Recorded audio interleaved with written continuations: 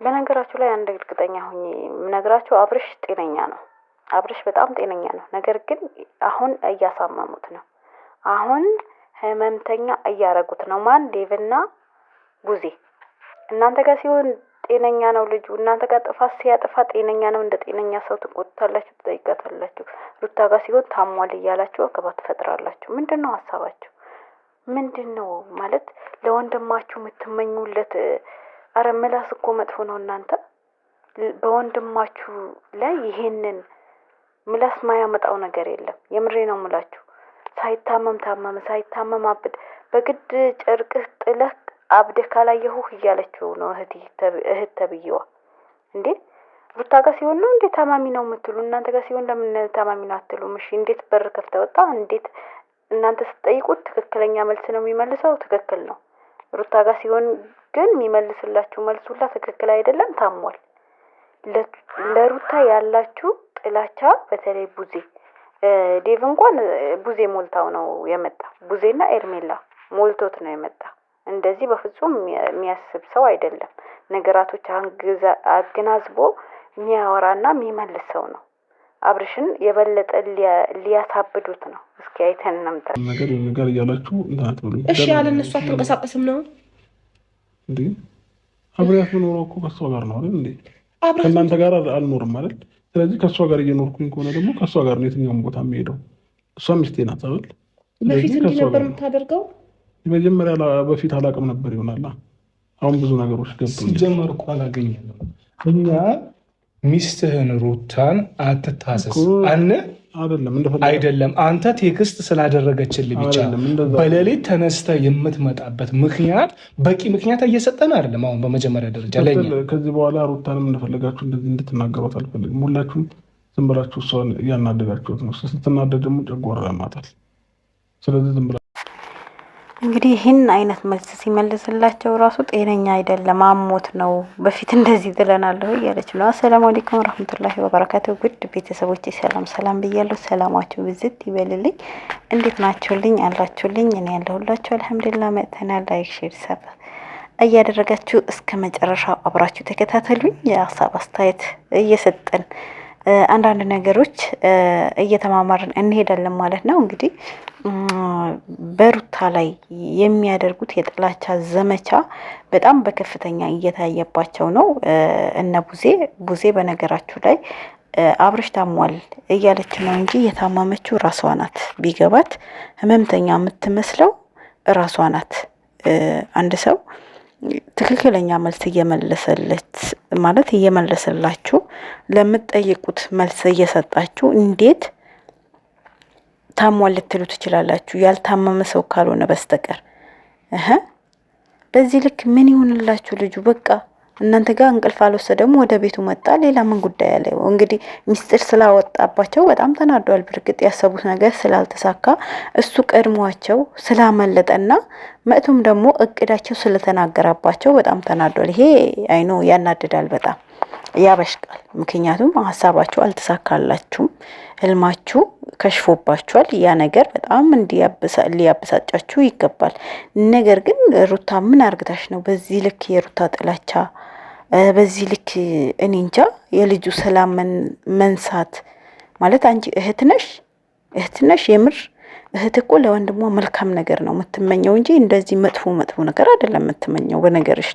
በነገርሽ ላይ አፍ መጥፎ ነው፣ ምላስ መጥፎ ነው። ምላስ ያወራው ነገር ሰይጣን ይተገበርብሻልና ለወንድምሽ መልካም ነገር አስቢለት። ሳያብድ ልታሳብጂው ነው። ሳያብድ ጭርቁ ጥሎ ቢሄድስ እያልሽ እኮ አይደለም። አንድ ጭንቀት አለበት በተባለ ፊት በኖርማሊ ሰው ፊት ራሱ እንደዚህ አይነት ንግግሮች ለጤነኛ ሰው ራሱ ያሳማማል አይደል? የምታደርጉት ነገር በጣም ያስጠላል። ሩታ ራሱ ግርም ብሏት ዝምታዋ መርጣለች ማለት ከናንተ ጋር መከራከር መጨቃጨቁ ሰልችቷት የምታወሩት ነገር የሆነ የህፃን ልጅ አነጋገርም ስለሆነ ለሚሰማም ሰው ስለሚያስጠላ ግርም ብሏት እንግዲህ ዝምታዋን ቀጥላለች። አንዳንድ ሰው አውርታችሁ ምንም አይነት ያ ሰው ማይገባው አይነት ከሆነ ክብርም ስሰጡት ትክክለኛው ምላሽ ተሰጡት። የማይገባው ሰው ምንድነው የምታረጉት? በዝምታ ነው የምትቀጡት። ዝምታ ደግሞ በጣም ትልቅ ዱላ ነው። ገባችሁ? ለገባው ሰው ለተረዳው ሰው ዝምታ ትልቅ ዱላ ነው። እንግዲህ ሩታም ዝምታዋ ቀጥላለች ማለት ነው። በዚህ ልክ ለሩታ ያላት ጥላቻ በግልጽ እያሳየች ነው በዚህ ሰዓት ቡዜ ማለት ነው። ስለዚህ አሁንም ቢሆን እነሱ እቅዳቸው ስላልተሳካላቸው ይሄ ሁሉ እየተቃጠሉ ያሉት ለወንድሙም ለቤቱ ወንድምህ ቤት ታድራለህ እያሉት በዚህ ልክ እኔ እንጃ በጣም ይደብራል። ማለት የሆነ የሚያስቡት ነገር የሚናገሩት ነገር እኔ ዴቭ ከዚህ በፊት አስተዋይ ልጅ ነገራቶች እያገዘና አዘበ የሚያወራ ነበር። አሁን ግን እሱም ተቀይሯል። ነገር ግን አያዋጣህም። የድሮ ማንነትህን ብትመልስ ይሻልሃል። ገባ? ይሄ ሴት የላከው ሞት አይፈራም አትሆን። ሴት የላከው ምላስ ይዘህ መጥተህ የማይረባ ካንተ አንድ ከተማረ ሰው ንግግር የማይጠበቅ ንግግር አታውራ እንዴ! ገና አሁን ትክክለኛ ምስ አወራህ። እሺ የአካልህ ክፍያ ናት አልክ፣ ሚስትህ ናት አልክ። ሚስቱ እንደሆነች እያወቃችሁ በምላሳችሁ እየተናገራችሁ ታዲያ ከሚስት እንቀርባለን ብላችሁ ወከባ መፍጠር አስፈላጊ ነው ዴቭ? እውነቱን እናውራ። ይሄ አስፈላጊ አይደለም። ማንም ሰው አሁን አንተ አያምጣውና ታመህ ሚስትህ እያለች ልጆችህ እያሉ ልጆችህ በትነ ሚስትህ በትነ እህትህ ቤት ሂደህ ነው የምትታከመው? እስኪ ይሄንን መልስልን። እህትህ ቤት ሂደህ ቁጭ ብለህ ነው ወይ የምትታከመው ወይስ ቤትህ ቁጭ ብለህ ሚስትህ እያመላለሰችክ ነው የምትታከመው? ማንም ሰው የማያረገው ነገር ራሳችሁ የማታረጉት ነገር ሌላ ሰው ጋር አምጥታችሁ እንትን ባትሉ ጥሩ ነው። ልጁ በዚህ ልክ ባትጫኑት፣ በዚህ ልክ ጫና ባታረጉበት ጥሩ ነው። ብንተውሽ ህይወትሽ ትመሪያለሽ አልሻት። በደንብ ነው የምትኖረው፣ ግን ልትያት አልቻልሽም። ሩታን ልትተዋት አልቻላችሁም። እሷ እንኳን ስተዋችሁ እናንተ መተው አልቻላችሁም። ገባሽ? ስለዚህ ብችሉ አው ብትተዋት ኑሮዋ ብትኖር ህይወታቸው ትዳራቸው በስነ ስርዓት ቢኖሩ አሪፍ ነው። ያንቺ እህትነት ሌላ ሴት ትዳር ላይ መደረብ ነው። ያንቺ እህትነት ለወንድምሽ መጨነቅ እሱም ሌላ ሴት አምጥቶ ማስጨነቅ ነው። ወባይኑ ሊያያት የማይፈልግን ሴት እየጎተሽ ማምጣት ነው። ላንቺ መልካምነት ላንቺ ማሰብ ይሄ ነው። የምሬ ነው የምልሽ። በጣም ተሰፍሪያለሽ ቡዜ። በእንዳንቺ አይነቱ ሰው የሚጠበቅ ድርጊት አይደለም እያደረግሽ ያለሽ። አንቺ እኮ ትልቅ ሰው ነሽ። እነሱን መክረሽ መመለስ የምትችይ ሴት ነሽ። ትዳር ምን እንደሆነ በደንብ ታውቂያለሽ። ትዳር ማለት ህይወት ነው እንጂ እቃቃ ጨዋታ አይደለም። ማንም እየመጣ የሚዘልልበት፣ ማንም እየመጣ የሚመላለስበት፣ ማንም በዚህ ግባ በዚህ ውጣ የሚልበት አይደለም። ገባሽ? ይሄ ልጅ እኮ ትልቅ ነው አይደል አብርሽ? ስለዚህ ማንጋ መሆን እንዳለበት በራሱ እንዲወስን ለምን አታውቱም? በቃ ምርጫው መርጧል። ከሩታ ጋር ነው መሆን የምፈልገው፣ ትዳሪ ነው ሚስቲ ነው አለ አይደል? እየመለሰልሽ ነው። ከዚህ በፊት ምናልባት አላወቅኩም ነበረ ብዙ ጥፋቶች እያጠፋው፣ ነገር ግን አሁን አውቃለሁ። ማንኛውም ነገር እኔ የምኖረው ከሷ ነው እንጂ ከናንተ አይደለም።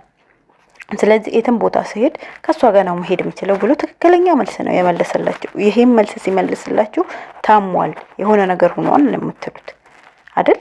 ይሄ ነው መልሳችሁ፣ የእናንተ መልስ። እኔ ከዚህ ነገር የማትወጡ ለምን እንደሆነ አላውቅም። አንድ ሰው ጤነኛ መልስ እየመለሰ ጫው ጭንቀት አለበት፣ ጭንቀቱ ያስታውቃል። ጭንቀት እንዳለበት ፊዚካሊ ፊዙ ራሱ ያስታውቃል።